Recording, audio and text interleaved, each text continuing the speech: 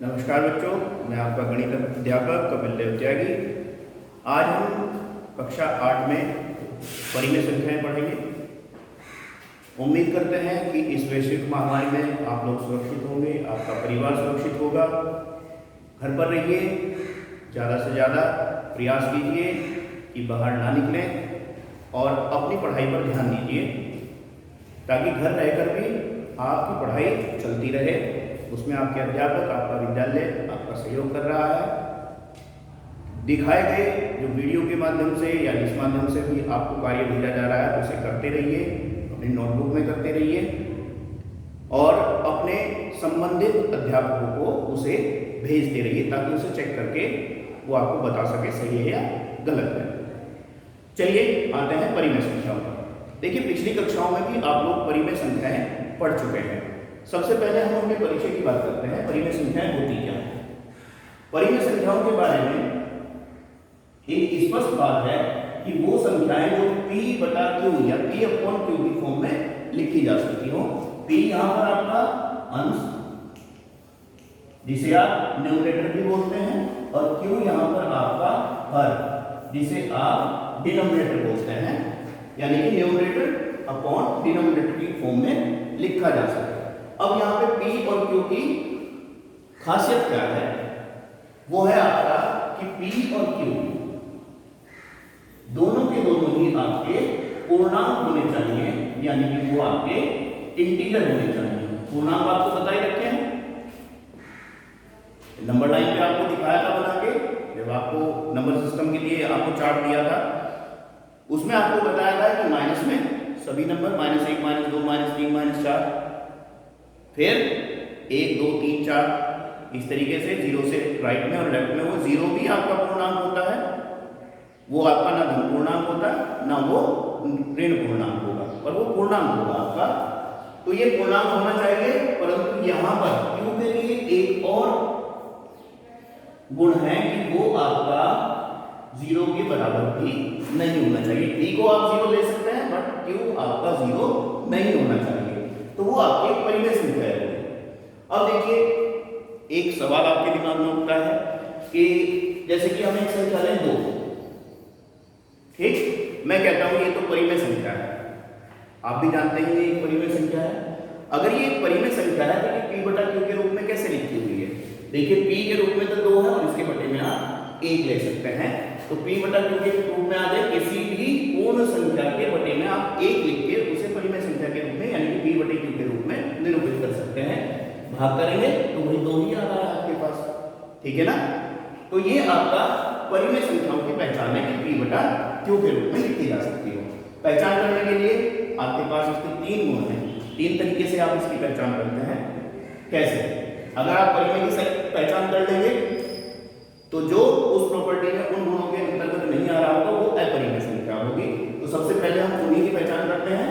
सबसे पहला परिमेय संख्याओं का जो हमने लिखाई है कि p बटा q के रूप में व्यक्त कर सकते हैं, व्यक्त किया जा सके,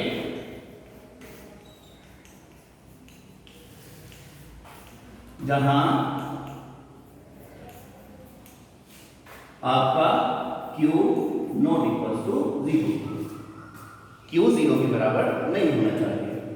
दूसरा, सेकंड प्रॉपर्टी इसकी, जितनी भी आपकी शांत दशमलव होंगी, आप दशमलव पढ़ चुके हैं, 2 प्रकार की दशमलव हुआ करती थी, एक शांत और एक अशांत। शांत दशमलव वे दशमलव हुआ करती थी, दशमलव की भाग आपने पढ़ी है जब भाग आपको करवाई जाया करती थी।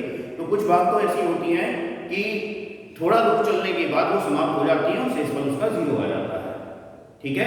पर कुछ भाग ऐसी होती हैं जो भाग आप करते चले जाइए, वो नंबर पूरा कभी नहीं कटता और शेषफल आपका 0 कभी नहीं आता, तो वे आपकी अशांत दशमलव होती है। शांत का मतलब तो थोड़ी दूर चलने के बाद शांत हो जाए, नाम से ही आपका समझ में आ रहा होगा।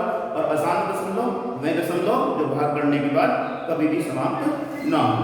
तो यहां पर दूसरा मूल्य है सभी शांत दशमलव,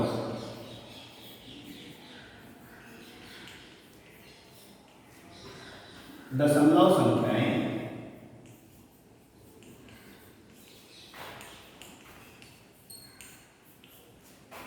परिमेय होंगी।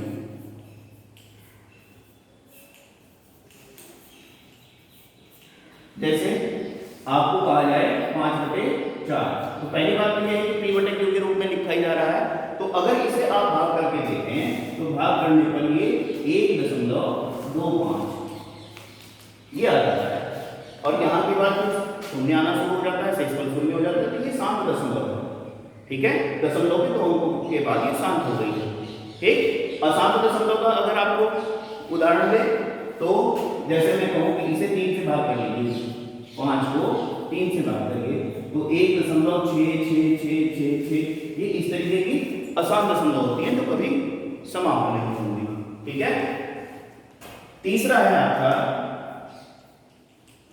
यहां पर हमने कहा कि सभी शांत दशमलव, इन शांत दशमलव के अलावा जो अशांत दशमलव होंगी, उन अशांत दशमलव में भी जो आपके रिपीटिंग नंबर या रिकरिंग नंबर बोलते हैं, या आपके आवर्ती संख्याएं बोलते हैं। आवर्ती संख्या का मतलब है जिसमें एक नंबर ये बार बार आना शुरू हो जाता है। ठीक है, देख रहे हैं आप कि जब आपने 5 को 3 से भाग करा तो 1.6666, या आप 1 को 3 से भाग करें तो 0.333333 एंड सो ऑन चलता चला जाएगा, तो ये आपकी कहलाती हैं आवर्ती संख्याएं। तो सभी आवर्ती संख्याएं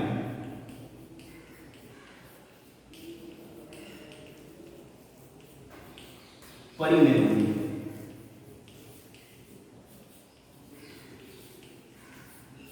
ठीक है, अब जो आपकी आवर्ती नहीं है, जो आपकी शांत नहीं है, जो आपकी P/Q के फॉर्म में नहीं लिखी जा सकती, वो सब की सब अपरिमेय होंगी। जैसे आपको कह दिया जाए कि आप वर्गमूल और घनमूल अभी आप आगे पढ़ेंगे इसमें, तो जैसे आपको कह दिया जाए कि 5 का वर्गमूल निकाल के दिखाइए, तो वो आपकी एक अशांत दशमलव आएगी और अनावृत्ति आएगी।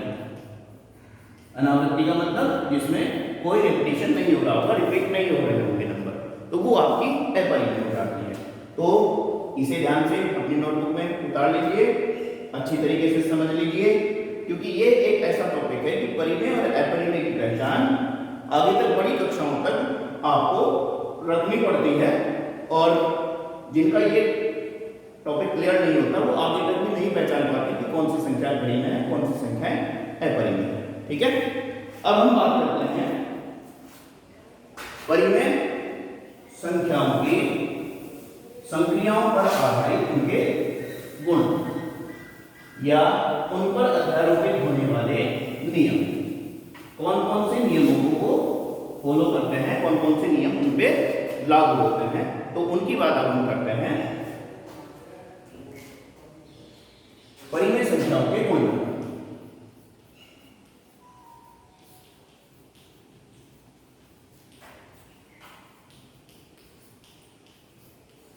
के गुण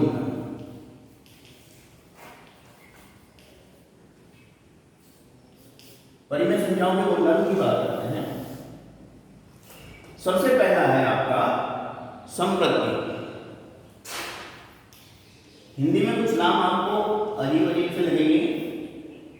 समृद्ध होने को आप इंग्लिश में बोलते हैं क्लोज, क्लोज या क्लोजर प्रॉपर्टी।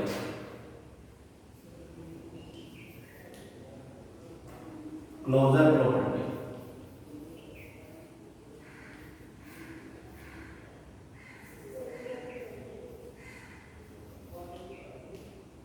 क्लोजर प्रॉपर्टी में क्या है? CLOUSER, क्लोजर प्रॉपर्टी यानी कि बंद होना।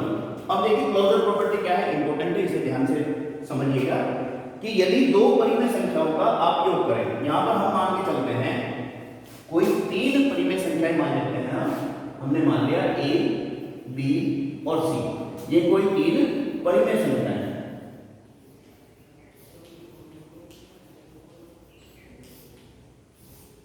ठीक है, देखिए वैसे तो हम 1 2 3 4 5 6 ये मान सकते थे, क्योंकि वो आपकी असंख्य होती है, तो किसी पर्टिकुलर के लिए ना मान के हम क्या करते हैं ABC 3 मान रहे हैं, ये कुछ भी हो सकती है ABC।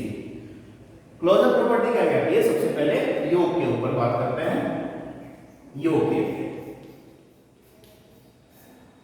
योग में कहता है कि अगर किन्हीं दो परिमेय संख्याओं का आप योग करें या दोनों परिमेय संख्याओं का आप अंतर करें, ध्यान से समझिएगा, दो परिमेय संख्याओं को जोड़ रहे हैं या उन्हें परस्पर घटा रहे हैं तो भी आपको उनका जो रिजल्टेंट मिलेगा वो आपके पास एक परिमेय संख्या ही होगी। ठीक, इसे बोलते हैं क्लोजर प्रॉपर्टी या समवर्त नियम इसका, कि अगर दो परिमेय संख्याओं को जोड़ें या उन्हें घटाएं तो आपको परिमेय संख्या ही प्राप्त होगी। दूसरा है ये गुणन के अंदर, गुणन या भाग, उसके अंदर लेके चलेंगे। उसमें भी क्या है कि दो परिमेय संख्याओं की यदि आप गुणा करते हैं या दो परिमेय संख्याओं को परस्पर आप भाग करते हैं तो उनका परिणाम भी आपका एक परिमेय संख्या ही प्राप्त होगी।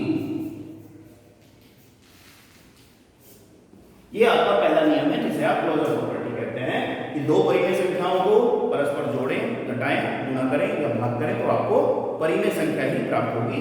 इसे आप समवर्ती नियम बोलते हैं या क्लोजर प्रॉपर्टी बोलते हैं परिमेय संख्याओं की।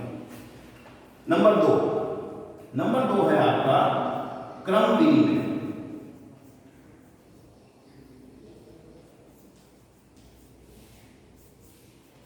नाम से ही पता चल रहा है, क्रम का मतलब उनका ऑर्डर, विनिमय का मतलब बदल देना, उनका क्रम परिवर्तित कर देना।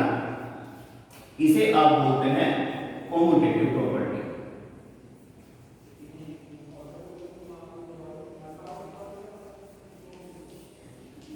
कॉम्यूटेटिव प्रॉपर्टी क्या है?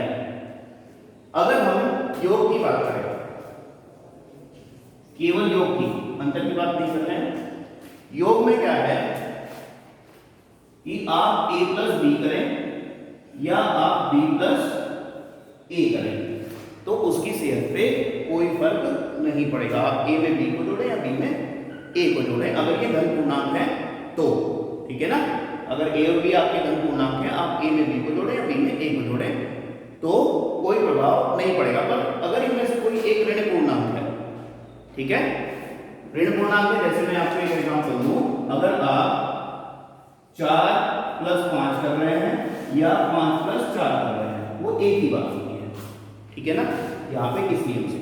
परंतु अगर ये आपका इनमें से कौन सा एक माइनस है, 4 प्लस माइनस 5 है, ठीक है, और यहाँ पे अगर इनका क्रम चेंज कर दें -5 प्लस 4 तो भी आपका स्थिति ज्यों की त्यों रहेगी, ठीक है। यहां से भी -1 ही आ रहा है, वहां से भी -1 ही आ रहा है, तो इसी तरीके से इसका परिणाम क्या निकल के आया कि योग और अंतर के अंदर भी ये क्रम विनिमय नियम का पालन करता है। माइनस में देखते हैं, माइनस में क्या करें, हम वही 4 और 5 संख्याएं लेके चलते हैं, 4 में से 5 को घटा रहे हैं या 5 में से 4 को घटा रहे हैं, ठीक है, क्या बराबर आ रहे हैं? क्या नहीं, ये बराबर नहीं आ रहे हैं। यहां से देखिए -1 आ रहा है, यहां से +1 आ रहा है, तो अंतर के अंदर क्रम विनिमय पालन नहीं करता, परंतु योग के अंदर करेगा। ये बातें आपको याद रखनी है।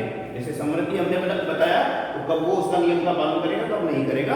तो आपका योग के अंदर कम्यूटेटिव प्रॉपर्टी जो होती है, क्रम विनिमय की प्रॉपर्टी जो होती है वो होल्ड होती है, परंतु अंतर के अंदर यानी कि घटाने के अंदर वो क्रम विनिमय पालन नहीं करता। अब बात करते हैं गुणन की। गुणन के अंदर क्रम विनिमय का पालन होता है, इस बात का ध्यान रखिएगा। चाहे वो प्लस के हो परिमेय संख्या, चाहे वो माइनस की हो धन संख्याएं हो या ऋण संख्याएं हो, दोनों में भी वो पालन करेगा। मतलब कहने का है कि a गुणा में b करें या b गुणा में a करें, ठीक है। इसी तरीके से a बटा b करें या गुणन की बात करें तो a गुणा b करें या b गुणा a करें तो परिणाम एक ही रहेगा। इसी तरीके से अगर भाग में करें तो भाग में ये समान नहीं होंगे, यानी कि a बटा b बराबर b बटा a के नहीं होगा, तो भाग में ये इस नियम का पालन नहीं करता। गुणन में करता है और भाग में नहीं करेगा, ठीक है। जैसे अभी बताया कि आपकी कम्यूटेटिव प्रॉपर्टी योग में अप्लाई होगी, अंतर में नहीं होगी। उसी तरीके से गुणन में होगी परंतु भाग में नहीं होगी। ये आपकी दो प्रॉपर्टी हो गई। अभी आपके आगे भी हैं, उन गुणधर्मों की भी बात करते हैं। इसके बाद है आपकी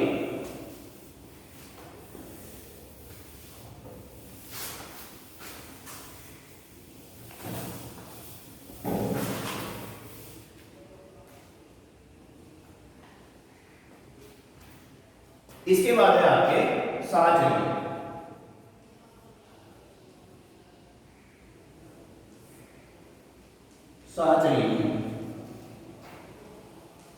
साहचर्य को आप बोलते हैं एसोसिएटिव।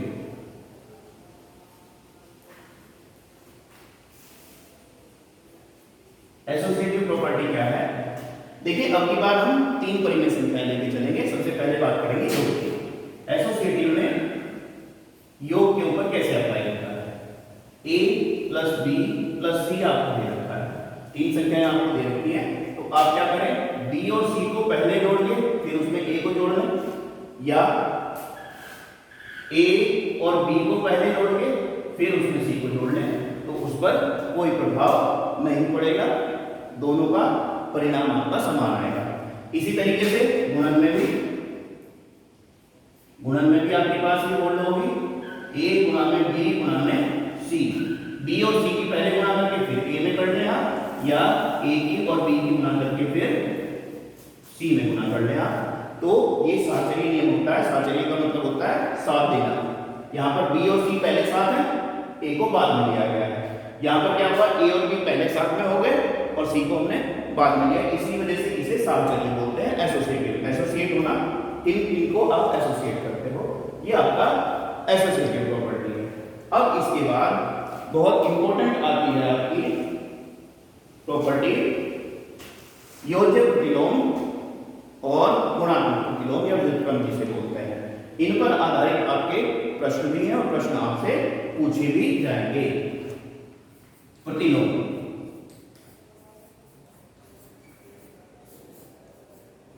प्रतिलोम में सबसे पहला है आपका योज्य प्रतिलोम।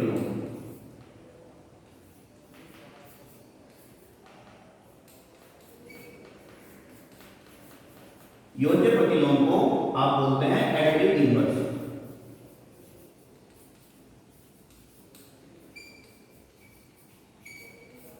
एडिटिव इनवर्स क्या है? देखिए एक आपकी होती है आइडेंटिटीज। आइडेंटिटीज का मतलब होता है कि जोड़ने पर मैं आपसे पूछूं कि क्या आपके पास कोई ऐसी संख्या है कि किसी संख्या में यदि उसे जोड़ा जाए तो उस पर कोई प्रभाव नहीं पड़ता। मैं कहूं कि 5 में कोई ऐसी संख्या जोड़िए जिससे उस संख्या पर कोई प्रभाव ना पड़े, जोड़ने पर फिर से 5 ही आ जाए, तो आप सीधे सीधे कहेंगे कि हाँ बिल्कुल है, 0 है हमारे पास एक ऐसी संख्या कि अगर 5 में 0 हम जोड़ते हैं तो 5 जो करते ही रहता है।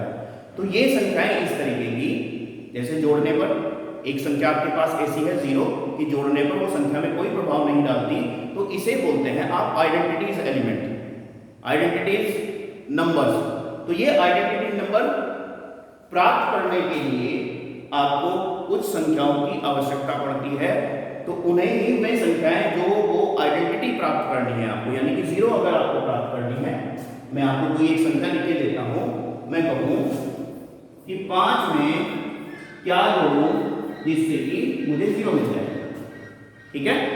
तो 5 में आप क्या जोड़ेंगे? -5, ठीक है? 5 में -5, इसका विपरीत चिन्ह लेना है बस सीधे सीधे। अगर आपसे योज्य प्रतिलोम कहे तो आपको केवल इसका विपरीत चिन्ह लेना है, ठीक है? तो आपको 0 प्राप्त हो जाएगा। इसी तरीके से मैं अगर एक वेरिएबल की बात करूं a, तो a का एडिटिव इनवर्स कौन होगा? -a, यानी कि -a इसमें जोड़ने के बाद आपको 0 प्राप्त हो जाएगा। और प्रश्न करने का तरीका भी यही है कि अगर आपको कोई एक परिमेय संख्या दी जाती है, आपको कहा गया कि 5/7 है, इसका योज्य प्रतिलोम बताइए, तो योज्य प्रतिलोम क्या हो जाएगा इसका? मैंने कहा केवल चिन्ह परिवर्तित करना है, योज्य प्रतिलोम वो हो जाएगा आपके पास -5/7, केवल ऋण चिन्ह लगाना है। अगर ये माइनस का है तो प्लस लगा देना है, अगर ये माइनस का होता तो -5/7 का योज्य प्रतिलोम क्या हो जाता? प्लस के 5/7, चिन्ह को परिवर्तित कर दीजिए तो आपको योज्य प्रतिलोम प्राप्त हो जाएगा, ठीक है? इसके बाद है आपके पास गुणात्मक प्रतिलोम। गुणात्मक प्रतिलोम क्या है? सबसे पहले हम बात करते हैं गुणात्मक आइडेंटिटी जो होगी, यानी कि मल्टीप्लिकेटिव आइडेंटिटी। फिर मैं आपसे वही प्रश्न करता हूं जैसे अभी योग में करा था कि क्या आपके पास कोई एक ऐसी संख्या है जिसे जोड़ने के बाद उस संख्या पर कोई प्रभाव ना पड़े, कोई जो संख्या प्राप्त हो जाए। अब मैं बात करता हूं गुणा की। क्या गुणा करने में आपके आपके पास कोई ऐसी संख्या है कि आप किसी संख्या में गुणा करें, मैं आपको कहूँ कि एक संख्या हमने ले ली, मान लीजिए 7 ले ली, कि 7 में एक ऐसी संख्या की मुझे गुणा करनी है जिससे कि 7 ही रह जाए, जो कर दे। आप कहेंगे बिल्कुल है आपके पास एक, तो ये एक आपकी कहलाती है आइडेंटिटी एलिमेंट।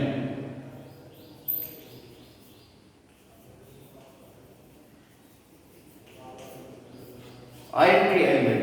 तो अब गुणा में उस आइडेंटिटी एलिमेंट को प्राप्त करने के लिए जिस संख्या की आपको आवश्यकता पड़ेगी उसे आप बोलते हैं गुणात्मक प्रतिलोम,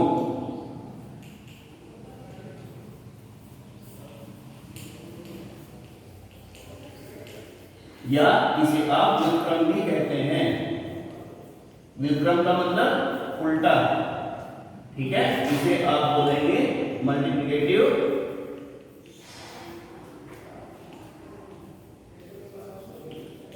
इनवर्स।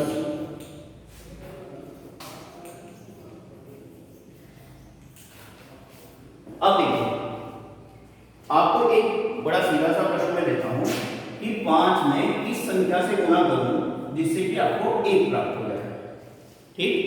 तो आपको क्या करना है, इसे उल्टा करना है, 1/4 कर देना है। क्या 1/5 से गुणा कर दीजिए, 5 से 5 कट जाएगा, कितना आ गया, 1 आ गया।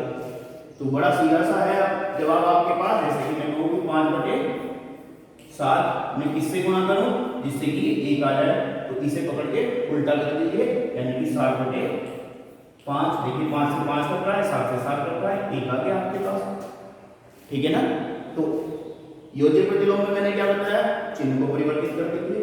गुणात्मक प्रतिलोम को मैंने क्या बताया कि उसे उल्टा कर दीजिए, यानी कि कोई नंबर अगर आपके पास a है तो उसका गुणात्मक प्रतिलोम 1/a होता है, ठीक है, जिससे कि आपको ये आइडेंटिटी मिल जाए, ठीक है। ये आपको इसमें आइडेंटिटी एलिमेंट गुणा में 1 था और योग में आइडेंटिटी एलिमेंट 0 था, ठीक है ना। समझ में आ गई बात। इस पर आधारित आपके प्रश्न भी हैं, योज्य प्रतिलोम ज्ञात करने वाले और गुणात्मक प्रतिलोम ज्ञात करने वाले। परिमेय संख्या वाले चैप्टर में जो मैंने आपको एक्सरसाइज दी भी थी, एनसीईआरटी बुक से दी थी वो, तो उस एक्सरसाइज में आपके योज्य प्रतिलोम और गुणात्मक प्रतिलोम वाले प्रश्न हैं, तो इस तरीके से आप उन्हें निकालेंगे। अब एक आध प्रश्न जो आपका दिया गया था उसे करते हैं एक्सरसाइज से। देखिए, जो मैंने आपको गुणधर्म बताए हैं ये बहुत इंपॉर्टेंट है, आगे तक आपके काम आएंगे, आगे की कक्षाओं में भी आपके काम आएंगे। तो बेहतर होगा कि इसे सबको अपनी नोटबुक पे आप अच्छी तरीके से उतार लें। अब देखिए, एक नियम और इंपॉर्टेंट आपका रह गया है, उसकी भी हम बात करते हैं इसमें, वितरण का नियम।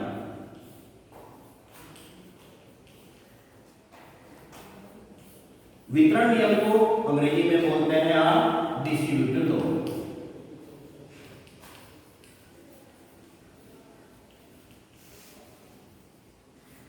वितरण नियम क्या है? वितरण नियम आपका योग पर भी और अंतर पर भी, दोनों पर आपका अप्लाई होता है। कैसे? सबसे पहले देखिए, अगर कोई एक संख्या a है, वो ब्रैकेट के बाहर रखी हुई है, इसका मतलब गुणा लिखा हुआ है बाहर, और अंदर रखा हुआ है b + c। तो वितरण का मतलब है कि a आपका b पर भी b के साथ भी जाएगा और c के साथ भी जाएगा, यानी कि ये क्या होगा, a की b में भी गुणा कर दीजिए और a की c में भी गुणा कर दीजिए। इसी वजह से इसे वितरण बोलते हैं, यानी कि वितरित हो गया, इसके साथ भी चला गया, इसके साथ भी चला गया। इसी तरीके से ये भाग पर भी अप्लाई होता है। अगर आपके पास b + c है और बटे में a लिखा हुआ है, तो a ये b के भी साथ जाएगा और a ये c के भी साथ जाएगा, दोनों के साथ समान रूप से वितरित होगा। इसे आप बोलते हैं वितरण का नियम। आप लोगों ने बच्चों कॉमन लेना भी पढ़ा होगा, वो कॉमन लेना यही है। देखिए, दोनों में a आपको दिखाई दे रहा है, कॉमन ब्रैकेट के बाहर ले लें तो अंदर यहाँ पर आपका b बचता है, यहाँ पे आपका c बचता है। तो इसे उल्टा भी आप इस्तेमाल कर सकते हैं वितरण नियम को, ठीक है। किसी संख्या को वितरित भी कर सकते हैं या वितरित की गई संख्या को ब्रैकेट के बाहर भी ले सकते हैं। यहाँ पर भी आप एलसीएम वाला तरीका, लघुत्तम लेने वाला तरीका आपने परिमेय संख्याओं को जोड़ने वाला पढ़ा होगा, तो उस तरीके से आप इसमें भी कॉमन लेके या एलसीएम लेके कर सकते हैं। अब आते हैं हम लोग प्रश्नों पर। जो प्रश्न आपको दिए थे उसमें सबसे ही पहला प्रश्न जो दे रखा है वो आपका है कि उचित गुणधर्मों का उपयोग से निम्नलिखित का मान ज्ञात कीजिए। यानी कि जो गुणधर्म आपने पढ़े हैं उनका प्रयोग करके पहले प्रश्न का पहला पार्ट हम करते हैं, सेकंड आप खुद प्रयास करेंगे। पहले में आपको दे रखा है -2/3 गुणा में 3/5 माइनस में 5/2 प्लस में 5/2 माइनस में 3/5 और गुणा में 1/6। ये आपको दे रखा है। देखिए यहाँ पे दो पेयर दिए, गुणा वाले दे रखे हैं आपको, और एक बीच में ये आपका जो किसी भी गुणा में नहीं है, योग में है आपका। वैसे तो जो आपको बोर्डमास वाला तरीका बताया था उससे भी आप इसे कर सकते हैं, बोर्डमास वाले से। पर हम सबसे पहले, क्योंकि कहा गया है कि परिमेय संख्याओं के गुणधर्मों का आपको प्रयोग करना है, तो मैंने अंडरलाइन किया है। सबसे पहले इन दोनों पेयर्स को अलग निकाल लीजिए। यहाँ -2/3 गुणा में 3/5 माइनस में 3/5 गुणा में 1/6। इसे तो आपने अलग निकाल लिया और 5/2 जो है इसे अलग बाद में रख दिया। तो अब देखिए जो मैंने अभी आपको वितरण का नियम बताया है, तो वितरण के नियम के अनुसार इन दोनों संख्याओं में कुछ आपको कॉमन दिख रहा है क्या? एक जैसी संख्या दिख रही है क्या? देखिए यहाँ पे भी 3/5 है, यहाँ पे भी 3/5 है, यहाँ पे भी माइनस है, यहाँ पे भी माइनस है। तो आप -3/5 बाहर कॉमन ले सकते हैं ब्रैकेट के। तो माइनस बाहर आ गया और 3/5 बाहर आ गया, तो बचा कौन रहा? 2/3। यहाँ से भी माइनस बाहर आ गया, माइनस बाहर आया तो कौन बचा? प्लस, और बचा रहा 1/6 और प्लस के 5/2। ठीक है।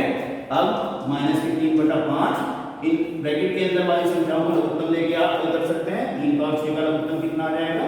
6। फिर क्या करते हैं आप? लघुत्तम को यहाँ पर भाग करते हैं, जो भी आया है 3 दूनी 6, 2 बार चलेगा इसमें, और जो आता है फिर उसे अंश में ऊपर गुणा करते हैं। ठीक है। यहाँ पे कितना आएगा? 3 दूनी 6 और 2 की गुणा ऊपर करेंगे तो 4, प्लस 6 की 6 में भाग करेंगे 1 और 1 की गुणा ऊपर करेंगे तो 1 और प्लस में 5/2। ठीक है। यहाँ पर आपके पास था माइनस में 3/5, अंदर से आपने हल किया 5/6 और प्लस में 5/2। ठीक है। अब देखिए इस 5 से भी ये 5 कट रहा है। गुणा में भी आपको मैंने बताया था, जब हमने कॉम्पिटिटिव बताया था, प्रतिलोम वाले बताए थे, प्रतिलोम रखे हुए हैं दूसरे के साथ में, 5 के साथ में 1/5 रखा हुआ है। इसी तरह 3 से ये भी कट जाएगा 2, तो 5 × 5 और 3 दूनी 6। तो यहाँ पर आपके पास है माइनस का 1/2 बचा, 1/2 और प्लस के 5/2। अब दोनों का लघुत्तम ले लीजिए, कितना आया? 2 समान है। माइनस का 1 है आपके पास और प्लस के 5 है आपके पास, तो आपके पास बचेगा 4/2। प्लस के 5 थे, माइनस का 1 था। ठीक है ना। और 4 को 2 से भाग कर सकते हैं, 2 बार कट जाएगा, तो उत्तर आ गया आपके पास 2। इस तरीके से हमने इस प्रश्न में वितरण नियम का पालन करके इसे आसानी से हल कर लिया। अगर आप सीधे सीधे गुणा जोड़ घटा में कोई बोर्डमास वाले फॉर्मूले से करते तो वो थोड़ा सा लंबा हो जाता और गलती के चांसेस ज्यादा रहते। और इसी प्रकार से अब दूसरे प्रश्न में, तीसरे में, चौथे में आपसे योज्य प्रतिलोम और गुणात्मक प्रतिलोम पूछे गए हैं। आपको मैंने स्पष्ट बता दिया था कि योज्य प्रतिलोम में क्या करना है? केवल चिन्ह परिवर्तित कर देना है। माइनस का है तो प्लस का कर दो, प्लस का है तो माइनस का कर दो। और गुणात्मक प्रतिलोम में उसे उल्टा कर देना है, यानी कि अगर 5/7 है तो उसे 7/5 कर दीजिए। ठीक है। अगर मान लीजिए प्लस में इसी तरीके से योज्य प्रतिलोम पूछ रहा है, प्लस के 5/7 है तो माइनस के 5/7 कर दीजिए, चिन्ह परिवर्तित कर दीजिए योज्य प्रतिलोम में और उल्टा कर दीजिए गुणात्मक प्रतिलोम में। तो आपको मैंने सारे गुणधर्म और सारे नियम परिमेय संख्याओं के बता दिए, उन पर ही आधारित ये प्रश्नावली है आपकी। जितने भी प्रश्न हो आप लोग कीजिए, जो परेशानी आपको आए उसे आप पूछ सकते हैं, और शेष प्रश्न जो आपके होंगे वो अगली आने वाली वीडियो में आपको करवा दिए जाएंगे। ठीक है। वीडियो आपके YouTube चैनल पर उपलब्ध है, चैनल को सब्सक्राइब करते रहिए, वीडियोस को लाइक करते रहिए और अपने परिचितों के साथ उसे शेयर करते रहिए। तो आज के लिए इतना ही। धन्यवाद। नमस्कार।